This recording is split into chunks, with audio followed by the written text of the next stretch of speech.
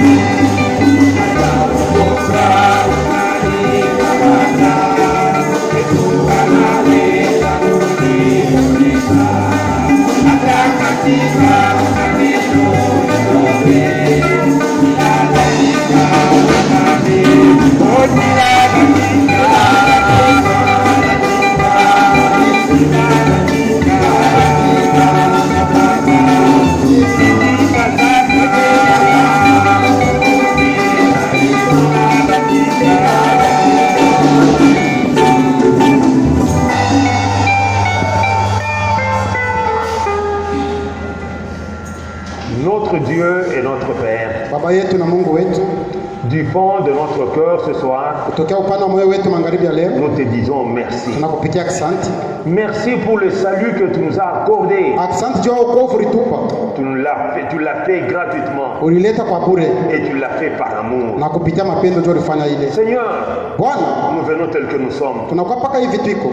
Ne compte pas nos fautes, Hapana kuhesabia ne makosa te yetu. souviens pas de nos péchés, Usikumbuke madhambi ni zetu de nos iniquités, wala uovu wetu, mais souviens-toi seulement lakini utukumbuke de tu ce que toi-même tu as fait pour nous juu ya ile wewe mwenyewe ulifanya juu au yetu croix du calvaire. kule kumsalaba.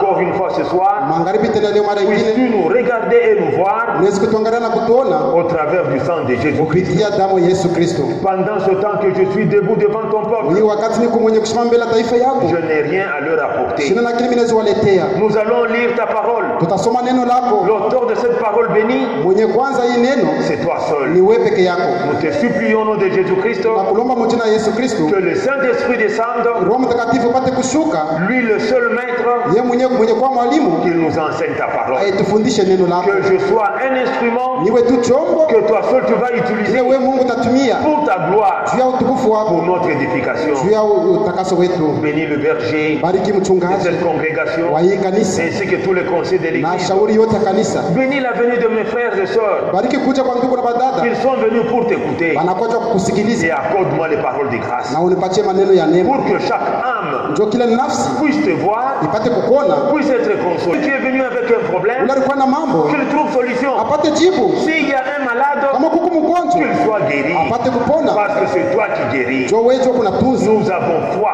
tuko na imani dans ta parole muneno lako et nous le demandons na tunalomba dans le nom qui est au-dessus de tout autre nom, jina la kama yule manjina celui yote, de notre Seigneur et jina Sauveur ya Bwana Yesu Jésus-Christ. Kristo mkombozi wetu, Et ensemble, na pamoja nous disons tunasema Amen. amina. Que Dieu nous bénisse tous. Mungu etubariki.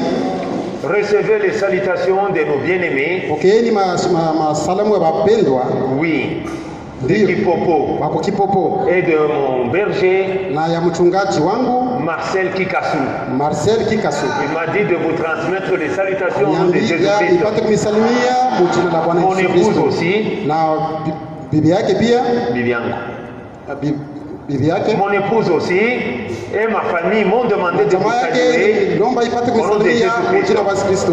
Sans tarder, je vous invite à vous Bila lever. kukawia, tunaweza kusimama Nous allons ouvrir nos Bibles. tufungule mabiblia yetu, Nous prenons le livre du prophète Michée. tubebe kitabu ya nabii Mika Nous prendrons le chapitre 5.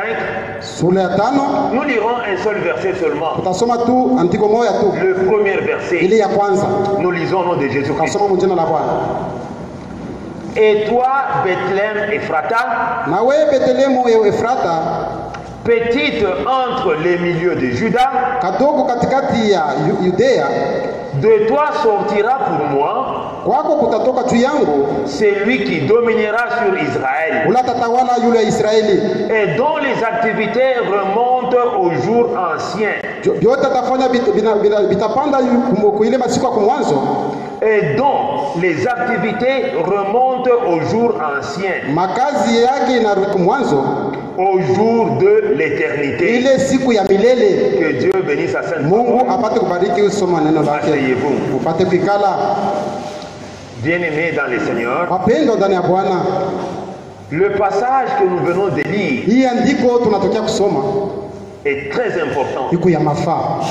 Ici, Hapa la Bible annonce Biblia inatangaza la venue du Messie. kuja kwa Mesia, C'est-à-dire, ni kusema le dominateur kwa kutawala entre dans l'histoire à Bethléem, anaingia mwadisi kule ku Betlehemu.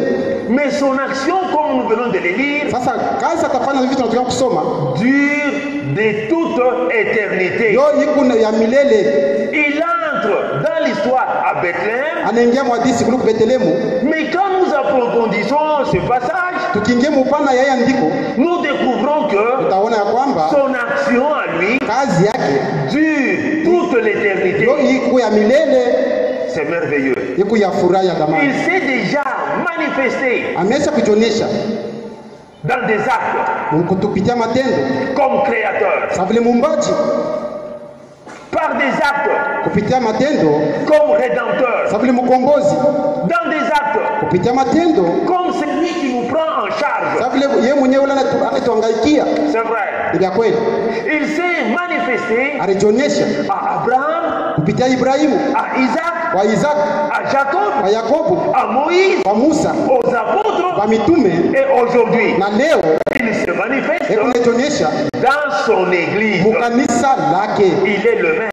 Moja moja, Hier, jana, aujourd'hui, leo, éternellement. hata Il milele. ne change pas. Yesu badilika. Quand bien même à un certain moment, Hata kufika wakati moya il veut entrer dans l'histoire à partir d'une petite ville. anaingia mwandishi kupitia kamuji kidogo. Mais réellement, Kweli kweli il n'a pas un commencement. asina na mwanzo. Non. Hapana, Lui, il est l'éternel. yeye ni wa milele. Mais pour que nous puissions nous rendre compte de ce que lui est pour nous, Sio tupate kujua kile yeye kwetu, il a fallu qu'il prenne la chair humaine. ilipasha achukue mwili ya binadamu. C'est pourquoi ici, Ndio maana hapa Dieu nous annonce sa venue. Mungu alitutangazia kuja kwake. C'est merveilleux. Iko ya dhamani.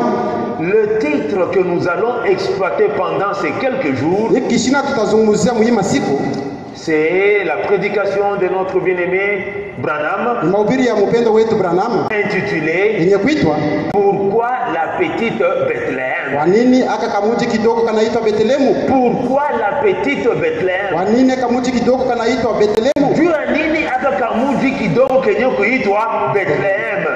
C'est vrai. Ndio kweli. Ce titre est une question. Hiki shina ni swali.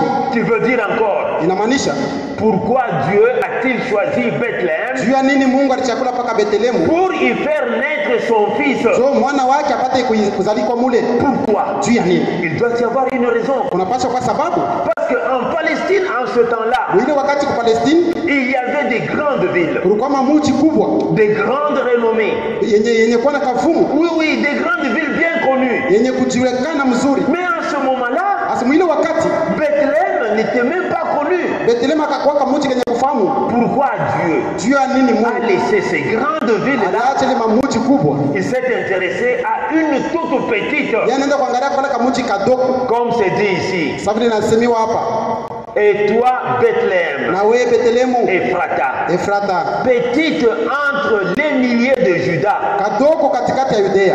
c'est comme toi et moi. Ni kusabili wewe na mimi. Qu'est-ce que nous valons? Shetu kuna bei kali. Nous n'avons rien valu. Hatuna na bei. C'est par grâce seulement que nous sommes devenus Ni kwa neema tu tunakuya filles et fils de Dieu. binti na watoto wa Quand nous Mungu. regardons nos origines, Wakati tunatazama kule tunatokea, nous ne méritions rien du tout. hatustahili. Nous ne pouvions même pas être serviteurs de Dieu. Hatupaswi kuwa batumishi ya Mungu. Regardez dans la grâce de Dieu. Mwangalieni neema ya Mungu. Il t'a vu. Anakuona, Il m'a vu. ananyona, Il t'a choisi. anakuchakula, Il m'a choisi. ananichakula. Qu'est-ce que nous lui avons donné? Tulimupatia nini? Nous n'avons rien donné. Hatukumupe kitu. Qu'est-ce que nous avons de spécial? Tuko na nini ya mafaa? Nous n'avons rien de Hatuna na spécial. kitu. Dans ces pays, Mwii nchi, dans cette province, mwii muji, il y a des gens bien renommés, huku watu huku na kafumu. des gens bien connus, Bantu wale wanajulikana qui parlent mzuri. bien que nous. Wewe unasema mzuri kutushindia. Mais regardez ce que Dieu fait. Mwangalieni kile Mungu kunafanya. Dans la grande simplicité, Unyenyekevu kubwa. il te connaissait Alikufahamu avant la fondation du monde. mbele ya misingi ya dunia. Il t'avait prédestiné Alitangulia kukuweka à être son fils et sa fille kwa mwana wake na binti yake. comme témoins Sababu ni mshuhuda en ce temps de la fin. hii wakati ya mwisho. C'est merveilleux, mon frère. Iko ya dhamani ndugu yangu. Alors, rentrons à notre Palestine. Turudie kwa Palestina. Il y avait des grandes villes Kulikuwa mamuji kubwa mieux connues, yenye kuwa na kavumu yenye kujulikana, des grandes villes fortifiées, yenye kuwa na nguvu, des grandes villes importantes. mamuji ya mafaa. Nous pouvons citer quelques-unes. Tunaweza kutaja katikati yayo, C'est comme Jérusalem, sababu Yerusalema qui était la capitale. ilikuwa yote mji kubwa Pourquoi katikati. Dieu Juu ya nini Mungu n'a-t-il pas choisi Jérusalem? asikuchakule Yerusalemu? C'est à Jérusalem, Ni ku Yerusalemu là où Salomon a construit le temple. kule Salomoni alijenga hekalu. Mais pourquoi alors Juu ya nini basi Dieu n'a pas choisi Jérusalem Mungu asikuchakule Yerusalemu pour que son fils puisse y naître? kwa mwana wake apate kuzalikwa kule? Est-ce qu'il y a une raison? Est-ce que kuku sababu? Oui, mais il y a une raison. Ndiyo, iko Pour hapo. que Dieu aille choisir une petite ville. Juu Mungu apate kwenda kuchakula kamuji ndogo. Pourquoi Dieu Juu ya nini Mungu n'a-t-il pas choisi Silo? asikuchakule Silo? C'était une ville importante Ilikuwa aussi. mji ya mafaa. Vous savez, Unajua de par la lecture de la Bible, kupitia kusoma neno que Silo asema Silo était un lieu d'adoration. d'adoration. ilikuwa ni fasi ya kuabudu. Tout Israël, Israeli yote au temps biblique, wakati ya Biblia, chaque année montait à Silo, kila mwaka banaanza kupanda kuile mji Silo, là où il y avait l'arche de l'Éternel, kule kulikuwa sanduku ya agano ya milele, mwile wakati pour adorer. jua kuabudu. Et alors, Sasa pourquoi Dieu n'a-t-il pas choisi Silo, jua nini Mungu asikuchakulia ile mji? disant par exemple, Kwa kusema kwa mfano, comme dans la ville de Silo, sasa vile mji ya Silo il y a l'arche de l'Éternel, huko sanduku ya agano ya et milele, que chaque année, na kila mwaka mes enfants, mon peuple monte là-bas pour m'adorer. taifa yangu na watoto wangu wanapanda kuleta Et kunyabudu. alors, le Messie naîtra là-bas. Ale pale kumbi basi Mesia azalike kule. Pourquoi n'a-t-il pas choisi? Juu ya nini Mungu asikuchakulia ile mji? C'est une interrogation. Ile ni swali. Nous allons le découvrir plus tard. Tutaiona kisha. Nous pouvons lire ceci Tunaweza kusoma hii dans 1 Samuel. Samueli wa kwanza. Oui, c'est très important. Yuko ya mafaa. Pour découvrir d'abord la ville de Silo. Jua kuona ile mji mbele. 1 Samuel chapitre 1er. Samueli wa kwanza sura ya kwanza. Le verset 3. Mstari ya 3. Qu'est-ce qui est dit là-bas? Unasema nini pa? Il nous est dit ceci. 1 Samuel, Samueli wa kwanza le verset 3. sura 3. Non, mstari wa 3. Mstari wa 3. Sura ya kwanza mstari wa 3. Premier verset, troisième verset. Chaque année, cette montée de sa ville à Silo pour adorer l'Éternel des armées, pour lui faire des sacrifices. Là se trouvaient les deux fils d'Éli qui montaient à Silo en ce moment-là.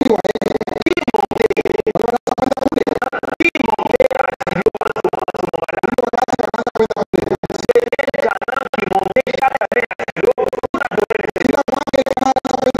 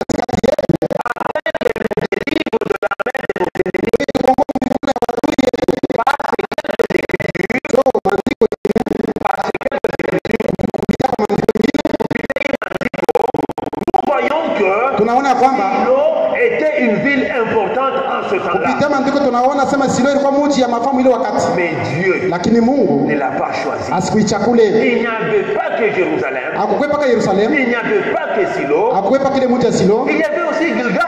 ilikuwa Gilgal nayo iko yako. Ndio Ville dans laquelle mji mule la royauté de Saoul utawala wala ufalme wa Sauli fut confirmée. mule ndio barahakikisha hayo. Quand Saoul a été placé comme roi, Wakati Sauli wameweka kama vile c'est mfalme, dans la ville de Gilgal où sa ni royauté a mwile été mji ya confirmée. Gilgal ufalme wake walikonfirme. Vous pouvez aller lire cela Mnaweza kwenda kusoma ile dans 1 Samuel Samueli wa kwanza chapitre 11, sura 11 versets 14 à 15. mstari ya 14 mpaka 15. Donc cette ville de Gilgal, Ile mji ya Gilgal c'était une ville importante. ilikuwa nayo ya mafaa, C'est vrai. ila kweli. Pourquoi Dieu n'a-t-il pas choisi Sion? Kwa nini Mungu asikuchagulie Sion? Parce que c'est à Sion Njoni kusioni que le roi David mfalme Daudi a bâti sa cité, alijenga muji yake, qu'on appelle la cité du roi, wanaita muji wa mfalme, la cité de David. muji ya Daudi. Pourquoi Dieu n'a-t-il pas choisi Sion? Juu ya nini Mungu asikuchagulie Sioni? Vous voyez? Mnaona? La Bible dit, Biblia inasema les voies de Dieu ne sont pas nos voies. manjia ya Mungu haina manjia yetu, La pensée de Dieu ne sont pas nos pensées. mawazo za Mungu haina pia mawazo zetu. C'est la vérité. Ile ni ukweli. Quand Dieu lui agit, Wakati Mungu anatenda, il agit dans sa souveraineté. eko natenda mutawala wake Et yote. quand lui agit, Kama yeye anatenda, il sait pourquoi il a agi ainsi. anajua kwa nini anatenda vile. C'est vrai, mon Ni frère. vya kweli ndugu yangu. Quelle est la leçon que nous devons tirer? Tutachukua kama nini mafundisho hapa? Quand Dieu travaille, Wakati Mungu anapotumika, nous tous, she bote nous devons nous rabaisser, tunapaswa kujishusha, reconnaître ce que Dieu fait tupate kutambua kile Mungu en kunafanya ce temps-là ile wakati et se connecter à l'œuvre de Dieu. na kujiunga kwa kazi ya Mungu. C'est la Ni vérité. ukweli. Pourquoi Dieu, Juu ya nini Mungu en ce temps-ci, mwii wakati il a choisi Kanyaka? alichakula tu Kanyaka? Dieu sait pourquoi. Mungu anajua juu ya nini. Il y a ces enfants Kanyaka Mungu watoto wake huko Kanyaka qui doivent aller dans wala l'enlèvement. wanapaswa kunyanyuliwa. Comment iront-ils dans l'enlèvement Sasa watanyanyuliwa je sans qu'ils soient préparés? bila kubatayarisha? Voilà pourquoi Dieu Ndio kwa maana Mungu a commencé une œuvre dans ce village de Kanyaka. anaanza kazi mwiki kijiji cha Kanyaka C'est pour un but. juu ya kifukuzio. Il y a ces enfants Watoto wake beko qui hapo doivent aller dans l'enlèvement. wala wanapaswa nabo kunyanyuliwa. Et alors pour y aller, Juu ya kunyanyuliwa il faut une préparation. unapaswa kujitayarisha. Pour qu'ils soient préparés, Sio wapate kujitayarisha, il faut que Dieu lui-même unapaswa kwa Mungu peke soit yake à l'œuvre en ce lieu. akwe mukazi pa ifasi. C'est pourquoi Dieu est en ce lieu, Ndio maana Mungu eko pa ifasi en train d'agir. eko natumika. C'est vrai. Ya kweli Il n'y avait pas que Jérusalem, akwetu paka il Yerusalemu, n'y avait pas que Silo, akwe paka il Silo, n'y avait pas que Gilgal, akwe paka il Gilgal, n'y avait pas que Sion, akwe paka Sion, il n'y avait pas que Hébron. akwe paka Hebron. Il y avait beaucoup de villes importantes, Kama muji ya mingi ya mafaa, mais lakini Dieu a jeté son regard Mungu akatazama tu sur une petite ville paka muji tu kidogo qu'on appelle ici yenye Bethléem. kuita Betelehemu. Et comme nous avons lu dans Michée, Sababu tulisoma Mika, oui, ndio relisons encore cela. tusoma lulemo tena Michée chapitre 5, Mika 5 le tout premier verset. ile mstari ya kwanza tu. Et toi, Bethléem Ephrata, Na wewe Betelehemu Efrata, petite entre les milliers de Juda, kadogo katikati ya Yudea, de toi sortira pour moi toka kwako kutatoka kwangu celui qui dominera sur Israël. ule atatawala yule ya Israeli. C'est la vérité, mon frère. Ile ni ukweli ndugu yangu.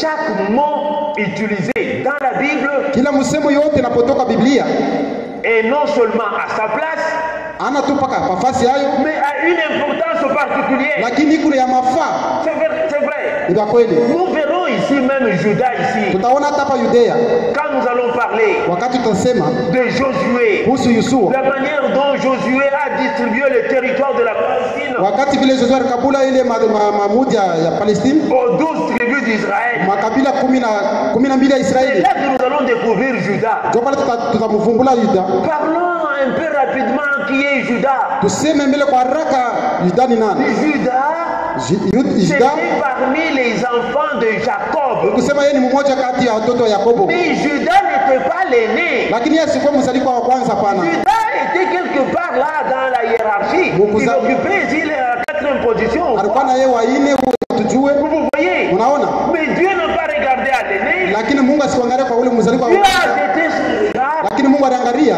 et a vu Juda. na aliona Yuda. Et quand il a vu Juda, Wakati alipomwona, il a un travail à faire avec lui. kusema Mungu alikuwa na kazi ya kufanya naye. C'est comme toi, Iko sawa vile wewe, c'est comme moi. iko sawa vile mie. Dieu a un travail à faire avec Mungu nous. iko na kazi ya kufanya na sisi. Aujourd'hui, Leo il faut le croire. tunapaswa kumwaminia. Quand vous croyez ainsi, Wakati mnamwamini réellement Dieu fera ce qu'il doit faire. kweli kweli, Mungu ataona kile anapaswa fanya. Nous ne sommes pas ici par hasard. Hatuna hapa tu juu ya hivi tu Ne kuya. regarde pas la condition matérielle. Hapana kuangalia namu na mamoyen.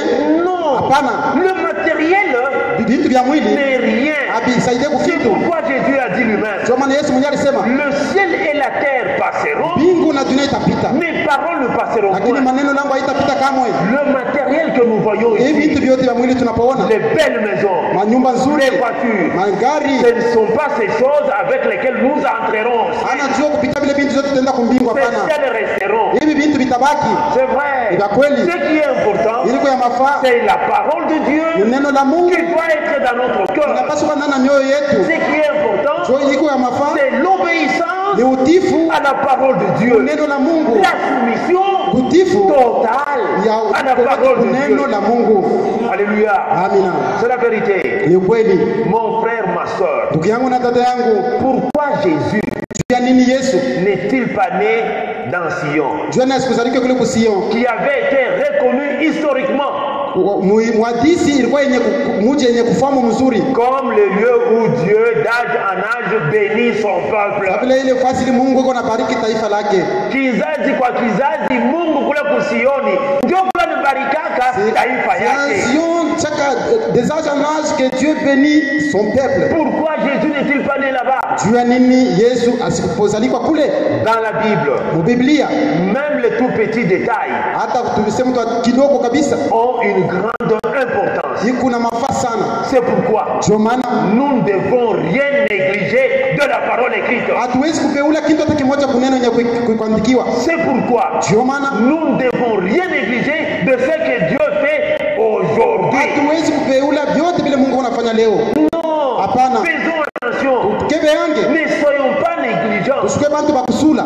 Dieu, quand il choisit quelqu'un, Wakati Mungu anachakula mtu, c'est l'homme que Dieu a vu, ni mtu ule Mungu anaona, c'est l'homme que Dieu utilise ndio ule Mungu atatumia pour son œuvre, juu ya kazi yake, pour un temps. juu wakati mmoja fulani. Nous tous, nous devons être autour de cet homme, Sisi wote tunapaswa kuwa kando ya ule Mungu, soutenir ce que Dieu fait au travers de lui. usimamie vile Mungu anafanya kupitia yeye. C'est la vérité, mon Hili ni frère. ukweli ndugu yangu. Quand nous agissons ici, Wakati tunapotenda hapa nous sommes bénis de Dieu. tunabarikiwa toka Mungu, Mais quand nous agissons autrement, lakini tukitende kinyume, c'est comme qui dirait, kusema namna nyingine, nous devenons les ennemis de Dieu. tunakuwa maadui ya Mungu. Nous combattons ce que Dieu fait. Sema tunakombanisha vile Mungu anafanya. C'est pourquoi dans nos prières, Ndio maana maombi yetu demandons au Seigneur tulombe Bwana de nous ouvrir les yeux tufungule macho pour voir sio tupate ce kuona que lui est en train de faire vile aujourd'hui. yeye Mungu yuko nafanya leo.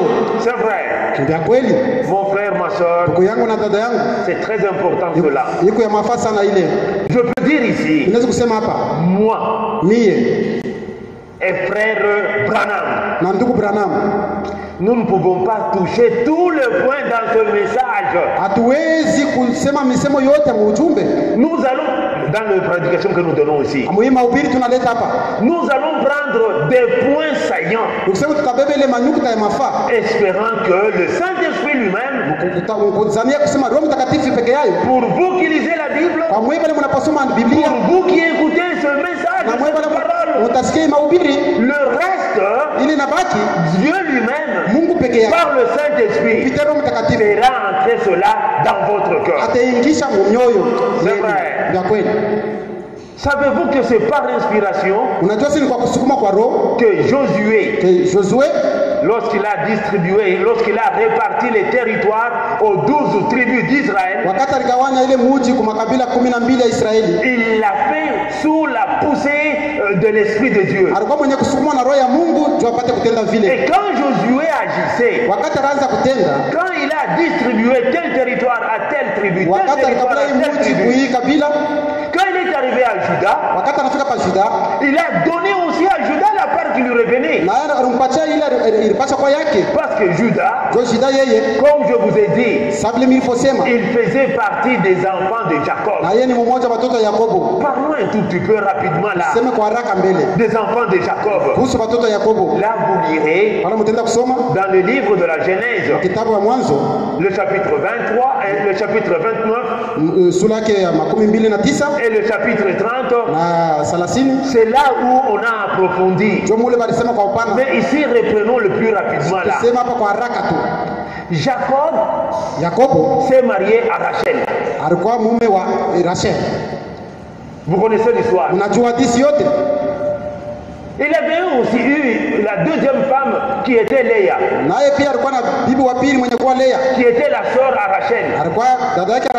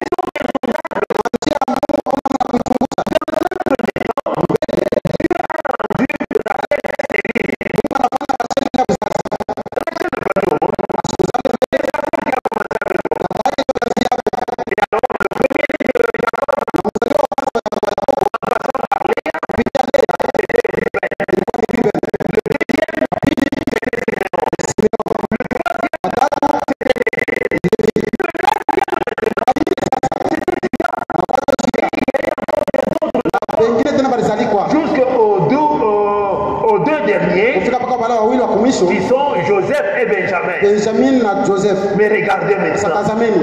Dieu, Mungu quand il travaille wakati anatumika avec les 12 aussi, na hii 12 il a choisi Judas akachakula Juda pour des raisons. juu ya sababu mo fulani. Des raisons vraiment valables. Masababu ya Et pourtant, mafaa. Judas n'était pas l'aîné. Lakini yeye Juda sio mzaliwa wa kwanza hapana. C'est la grâce Ile ni neema que toi tu as eu, ile wewe ulipokea, moi j'ai eu, ile mimi nilipokea de recevoir ce message. ya kupokea hii ujumbe. C'est la grâce Ni neema tu. que Judas a eu Ile Yuda alikuwa pour alipata être mieux placé par rapport à ses frères. juu akuye weke fasi mzuri kupita bantu kwake. Et la Bible témoigne Na Biblia inashuhudia quelque part fasi moja que Jésus-Christ, Yesu Kristo il est le lion yeye ni de la tribu de Judas. yeye ni simba kabila la Yuda. C'est Judas ici parmi les enfants de Jacob. Ni Yuda katikati ya watoto wa Yakobo.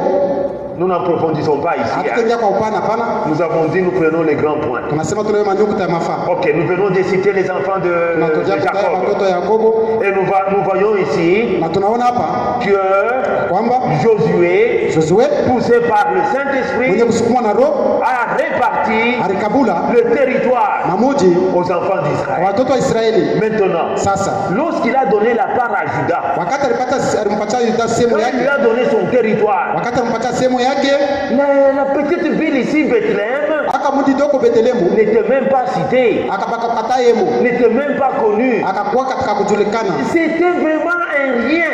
akakukwata sasa ni kintu. Le prophète dit, Na pia nasema peut-être en ce temps-là, pengine mwili wakati Bethléem, Betlehemu ce petit village-là, kala ka kijiji kidogo, ne pouvait avoir que 2 ou 3 maisons. peut-être kwa manyumba 2 wala 3. Regardez, Tazameni quand nous lisons la Bible, wakati tunaposoma neno la Dieu Mungu, dit, Mungu là anasema nous sommes dans le livre des psaumes, tuko mu kitabu wa Zaburi, c'est de la poussière, ni kupitia mavumbi, du fumier kupitia moshi, qu'il peut ramasser. Comme anaweza ça. Yalala, uchafu yalala, chalala yalala. yalala, C'est du ni fumier kusema na kukialala, qu'il peut ramasser quelqu'un, anaweza kutokota kwa mtu l'élever, na kumnyanyua, le faire asseoir kumkarisha avec les grands de son peuple. na wakubwa wa taifa yake. Ici où nous sommes, Hapa hapa tuiko nous sommes à un endroit le plus élevé. tuko nafasi ya juu kabisa, Là où Dieu nous a fait asseoir. pale Mungu mwenyewe alitukarisha. Mais quand nous regardons nos origines, Lakini tukiangalia kule tunatoka, personne hakuna hata mmoja ne pouvait le faire de nous. atakupasha kuifanya peke yake, hakuna hata Ne mmoja le mériter. atakustahili. C'est la vérité. Hili ni ukweli, Mais c'est une grâce. ni neema, C'est la vérité, mon ni vya frère. kweli ndugu yangu. C'est pourquoi Ndio maana soyons attentifs tuteke sikio à ce que Dieu fait. vile Mungu anafanya Et soumettons-nous seulement na tupate kutii tu à ce que Dieu fait. kwa vile Mungu anafanya. Bethléem, Betlehemu une petite ville kamuti ndogo, de rien du tout. hamuna kitu. Lorsque Judas recevait sa part, Wakati Yuda alipata sehemu yake, cette petite ville-là akamuti ndogo n'existait même pas. akakuyeko. Vous vous souviendrez, Mnaweza kukumbuka pour vous qui lisez la kwa Bible, mwe basomaji wa Biblia, c'est dans ce village-là mwile kijiji que Rachel a été enterrée. ndio mule Rasheli balimushikaka. Ce que dit la Ndio Bible. vile Biblia inasema. Là, nous sommes dans le livre de la Genèse. Huko mkitabu ya Mwanzo Nous pouvons lire ça. tunaweza kusoma hayo Le chapitre 35. sura yake ya 35. Oui, Genèse 35. Mwanzo 35 Le verset 16 à 20. mstari 16 mpaka 12. Lisons. Tusome. Ils partirent de Bethel Wakaenda kule Betel et il y avait encore une certaine distance jusqu'à Ephrata. na palikuwa mbali na Efrata.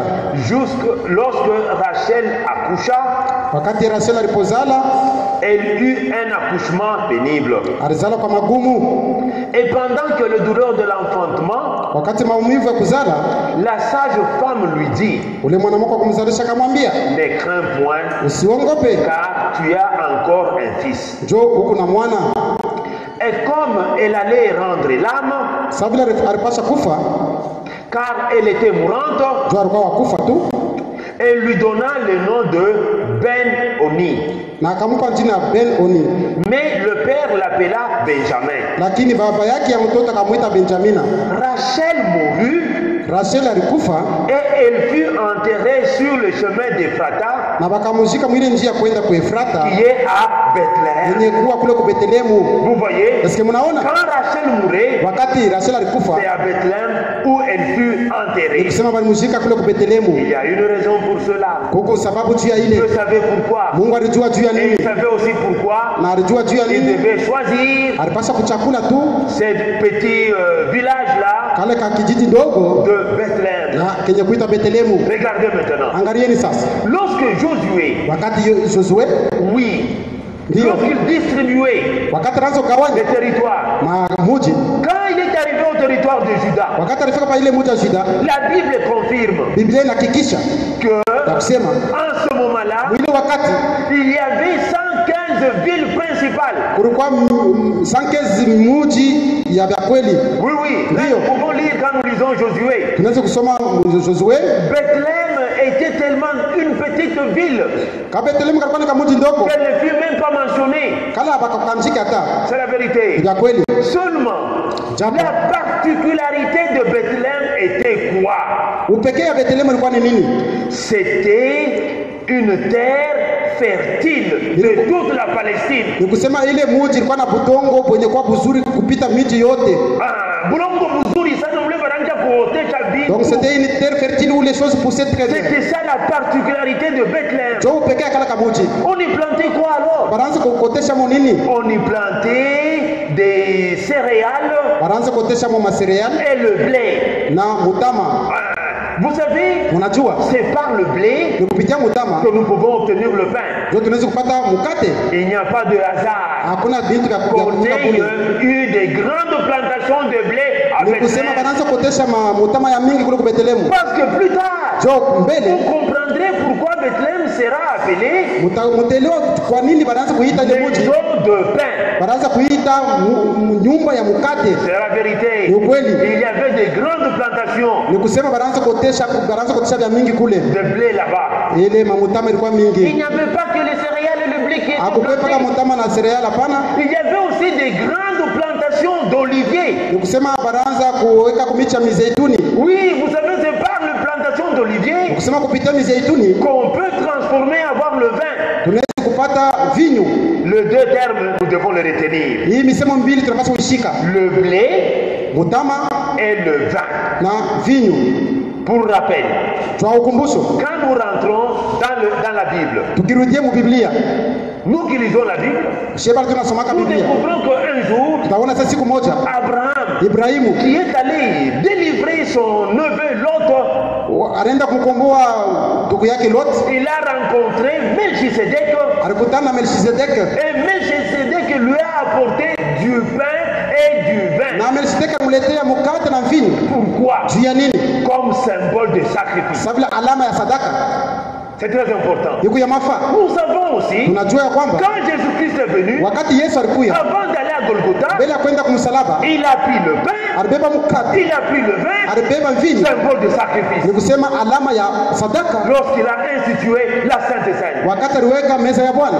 Que maintenant on plante beaucoup de blé à Bethléem, Wanaotesha vya mutama ya mingi ku Bethlehemu, qu'il y ait de grandes plantations de vin, d'olivier à Bethléem, kunakuwa kuotesha miti ya mizeituni ya mingi kuliko Bethlehemu. cela n'est pas au hasard. Ile hapa kufanya tu kwa bure hivi hapana. Vous savez aussi, Unajua tena Jésus lui-même Yesu peke yake est appelé wanamwita le pain descendu du ciel. mkate netoka mbingu. C'est à Bethléem, Kama kuliko Bethlehemu, ville de blé, ule muji ya mutama ville de pain, ya mkate où Jésus-Christ, ule Yesu Kristo, comme pain sababu ile vivant, mkate ilipoai devait aussi naître. ilipasha kuzalikuwa kule. C'est la vérité. Ile ni ukweli, Cela réjouit nos cœurs. ili inafurahisha mioyo yetu. C'est la vérité, mon Ni frère. ukweli ndugu yangu, Chaque terme de la Bible kila msemo wa Biblia est bien pesé iko yenye kupima et est à sa place. na iko pafasi yayo, Oh, c'est merveilleux. iko ya dhamani kabisa. C'est pourquoi nous avons dit, Ndio maana tulisema avec ce message, na hii ujumbe nous allons ramasser des grands points. tutalokota manyukuta munene Des hapa na grands pale points seulement.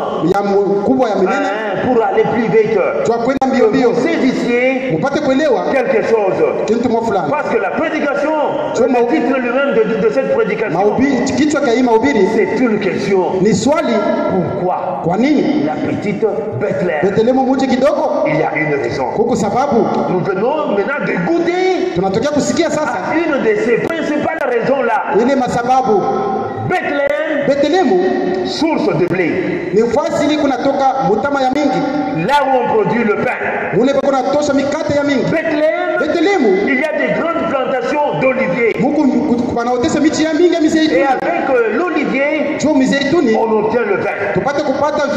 Et vous voyez, le pain, le vin, symbole de sacrifice. Et surtout, pour nous du Nouveau Testament, lorsque nous sommes appelés à la Sainte Seine, nous brisons le pain, qui est un symbole, qui symbolise le corps de Christ. Nous prenons la coupe, dans la coupe il y a le vin, symbole du sang de Jésus-Christ. Et ce sang-là a été répandu pour que nos péchés ne soient plus visibles devant les seigneurs. Alléluia. Oh, c'est merveilleux. Demain, Dieu voulant, nous allons aborder un aspect. Non, toujours dans ces publications, nous allons soutirer un aspect pour voir comment Dieu opère le choix.